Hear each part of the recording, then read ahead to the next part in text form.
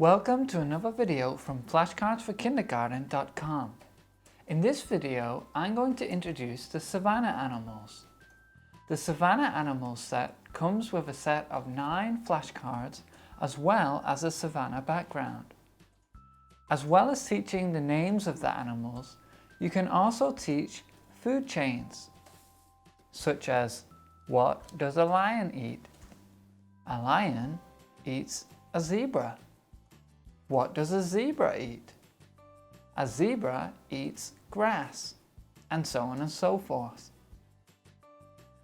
The animals can be printed at any size you would like, including the size of a poster.